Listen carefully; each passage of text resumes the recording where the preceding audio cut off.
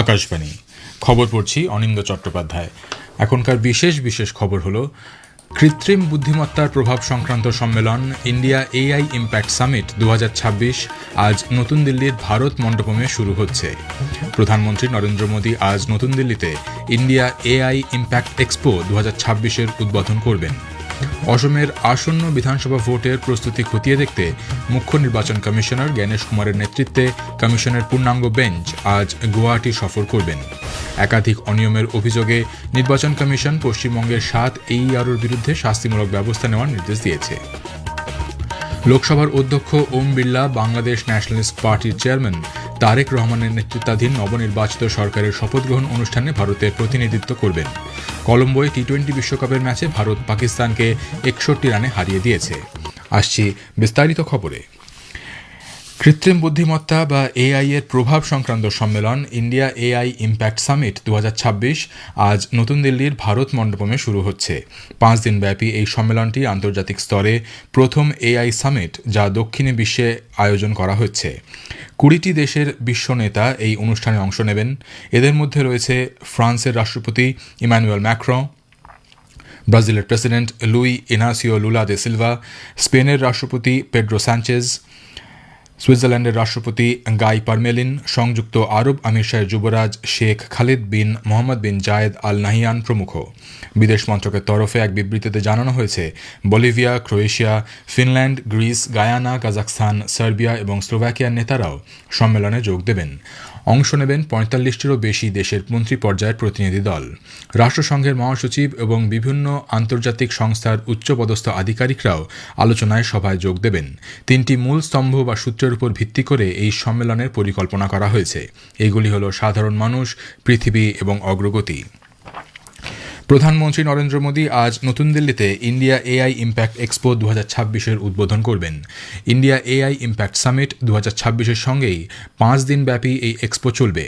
Australia, Japan, Russia, Britain, France, Germany, Italy, Netherlands, Switzerland, Serbia, Estonia, Tajikistan এবং Africa সহ 13টি দেশের pavilion থাকবে এখানে। 600টিরও বেশি স্টার্টআপ এতে অংশ নিচ্ছে। এই প্রদর্শনীতে 500টিরও বেশি সেশন থাকছে। কৃত্রিম বুদ্ধিমত্তা বা এআই এর রূপান্তরমূলক প্রভাব এবং গোটা বিশ্বের কল্যাণে এআই এর ব্যবহার বিষয়ে ভবিষ্যৎ কর্মপরিকল্পনা নিয়ে এখানে আলোচনা হবে। ইন্ডিয়া এআই ইম্প্যাক্ট এক্সপোতে 2.5 লক্ষেরও বেশি মানুষ যোগ দেবেন বলে আশা করা হচ্ছে। নতুন দিল্লিতে এআই ইম্প্যাক্ট সামিট শুরু হওয়ার আগেই যানবাহন চলাচল নিয়ন্ত্রণ করা হচ্ছে। ভারত মণ্ডপম এবং সুষমা স্বরাজ ভবনে অংশগ্রহণকারী প্রতিনিধিদের পার্কিংয়ের সমস্যার কারণে এবং যানজট এড়াতে গণপরিবহনের সুবিধা নেওয়ার পরামর্শ দেওয়া হয়েছে। এদিকে দিল্লি পুলিশের তরফে ভারত মণ্ডপম সংলগ্ন কয়েকটি রাস্তায় যান চলাচল নিয়ন্ত্রণ করা হচ্ছে। মথুরা রোড, সুব্রমণিয়ম ভারতী মার্গ, আকবর রোড সহ একাধিক রাস্তায় যানজট এড়াতে কঠোর ব্যবস্থা নিচ্ছে পুলিশ। প্রধানমন্ত্রী নরেন্দ্র মোদী আগামী দশকের জন্য 3টি অগ্রাধিকার তালিকাভুক্ত করেছেন। এগুলি হল আরও কাঠামোগত সংস্কার, উন্নত উদ্ভাবন এবং সহজ প্রশাসন। একটি সংবাদ সংস্থাকে দেওয়া এক সাক্ষাৎকারে শ্রী মোদী বলেন, তাঁর সরকারের রিফর্ম এক্সপ্রেস সাধারণ নাগরিকদের ব্যাপকভাবে উপকৃত করছে। এবছরের কেন্দ্রীয় বাজেটে উন্নত ভারত গঠনের আকাঙ্ক্ষাই প্রতিফলিত করে। তিনি জোর দিয়ে বলেছেন, অপারেশন সিন্দুরের সময় 1 দশকের প্রতীক্ষা সংস্কার সুবিধার প্রতিফলন দেখা গেছে। নিরাপত্তার চ্যালেঞ্জ মোকাবিলায় দেশকে সর্বদা প্রস্তুত থাকতে হবে। বিশ্বের ক্রমবর্ধমান গুরুত্বপূর্ণ ভূমিকা পালনকারী দেশ হিসেবে বাস্তবের সঙ্গে সামঞ্জস্য রেখে প্রতিরক্ষা ক্ষেত্রকে আধুনিকীকরণ করা ভারতের কর্তব্য। সাম্প্রতিক বাণিজ্য চুক্তি সম্পর্কে প্রধানমন্ত্রী বলেন, রাজনৈতিক স্থিতিশীলতা ভারতে বিনিয়োগকারীদের আস্থা পুনরুদ্ধার করেছে। তিনি উল্লেখ করেন, ভারতের মুক্ত বাণিজ্য চুক্তিগুলি টেক্সটাইল, চামড়া, রাসায়নিক, হস্তশিল্প, রত্ন এবং অন্যান্য ক্ষেত্রে এমএসএমইদের জন্য বাজার সম্প্রসারণের দিকে লক্ষ্য রেখেই ডিজাইন করা হয়েছে। সংস্কার তার সরকারের প্রতিশ্রুতি এবং এটি অক্ষরে অক্ষরে প্রমাণিত হয়েছে। তিনি বলেন, বিকশিত ভারতের পরবর্তী পদক্ষেপ উদ্ভাবন, দীর্ঘমেয়াদী ক্ষমতা এবং বিশ্বব্যাপী প্রতিযোগিতামূলক ক্ষেত্রে বেসরকারি ক্ষেত্রে সাহসী বিনিয়োগের উপর নির্ভর করবে। কেন্দ্রীয় স্বরাষ্ট্রমন্ত্রী অমিত শাহ বলেছেন, যে কোনো আন্তর্জাতিক বাণিজ্য চুক্তিতে কৃষক, গবাদি পশু পালনকারী এবং মৎস্যজীবীদের স্বার্থ সুরক্ষিত থাকবে, কারণ বর্তমান সরকার কৃষক সম্প্রদায়ের উন্নয়নে প্রতিশ্রুতিবদ্ধ। গুজরাটের গান্ধীনগরে মহাত্মা মন্দিরে দেশের প্রথম কেন্দ্রীয় ব্যাংকের ডিজিটাল মুদ্রা সিবিডিসি ভিত্তিক গণবন্টন ব্যবস্থার সূচনা করে মন্ত্রী কথা বলেন। বিরোধীদের দাবির পাল্টা জবাব দিয়ে শ্রী শাহ বলেন, ভারত মার্কিন বাণিজ্য চুক্তি এবং ভারত ইইউ মুক্ত বাণিজ্য চুক্তি উভয় ক্ষেত্রেই কৃষক, গবাদি পশু পালনকারী এবং মৎস্যজীবীদের স্বার্থ সুরক্ষিত হয়েছে। মন্ত্রী জোর দিয়ে বলেন, নতুন ডিজিটাল টোকেন ভিত্তিক পদ্ধতি গণবন্টন ব্যবস্থার মধ্যে দুর্নীতি দূর করবে এবং বিতরণ প্রক্রিয়ায় প্রয়োজনীয়তার স্বচ্ছতা আনবে। गरीबों को राशन देने का जो पद्धति है खाद्य और आपूर्ति मंत्रालय का, उसमें से संपूर्ण रूप से भ्रष्टाचार का उन्मूलन हो जाएगा। खाद्य आपूर्ति मंत्रालय का एक कदम आने वाले दिनों में ट्रांसपेरेंट डिस्ट्रीब्यूशन सिस्टम सुनिश्चित करेगा और नरेंद्र मोदी जी का जो मंत्र है मिनिमम गवर्नमेंट मैक्सिमम गवर्नेंस, उसको आज जमीन पर उतारने का काम एक नए क्षेत्र के अंदर हो रहा है। শ্রী শাহ গত দশকে সরকারের দরিদ্র বান্ধব উদ্যোগগুলিও তুলে ধরেন।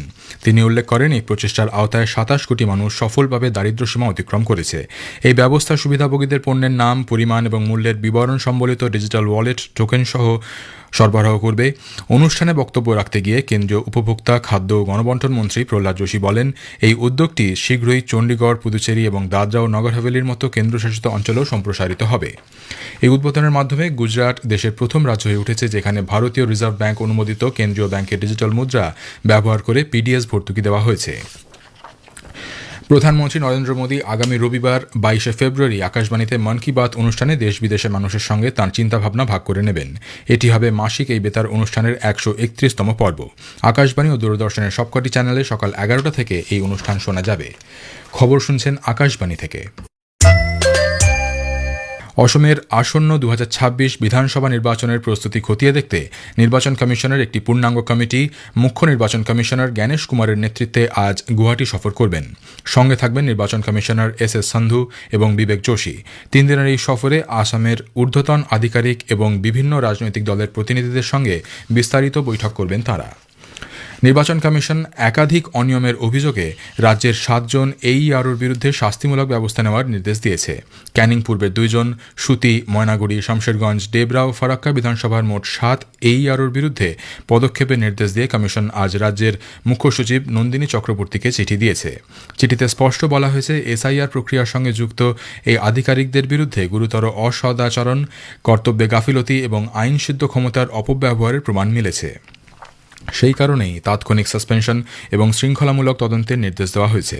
সংশ্লিষ্ট নিয়ন্ত্রক কর্তৃপক্ষকে দ্রুত তদন্ত করে কমিশনকে রিপোর্ট দেওয়ার নির্দেশও দেওয়া হয়েছে। বাংলাদেশ ন্যাশনালিস্ট পার্টির চেয়ারম্যান তারেক রহমানের নেতৃত্বে বাংলাদেশের নবনির্বাচিত সরকারের শপথ গ্রহণ অনুষ্ঠানে ভারতের প্রতিনিধিত্ব করবেন লোকসভার স্পিকার ওম বিড়লা। বিদেশ মন্ত্রক এক বিবৃতিতে জানিয়েছে, এই গুরুত্বপূর্ণ অনুষ্ঠানে স্পিকারের অংশগ্রহণ ভারত ও বাংলাদেশের জনগণের মধ্যে গভীর ও স্থায়ী বন্ধুত্বের প্রতি জোর দেয়। মন্ত্রক জানিয়েছে, এটি 2 জাতিকে আবদ্ধ করে এমন গণতান্ত্রিক মূল্যবোধের প্রতি ভারতের দৃঢ় অঙ্গীকারকে পুনর্ব্যক্ত করে। সেনাপ্রধান জেনারেল উপেন্দ্র দ্বিবেদী আজ 4 দিনের অস্ট্রেলিয়া সফরে রওনা দেবেন। প্রতিরক্ষা মন্ত্রক জানিয়েছে, এই সফরের লক্ষ্য ভারত অস্ট্রেলিয়া প্রতিরক্ষা সহযোগিতা বৃদ্ধি করা।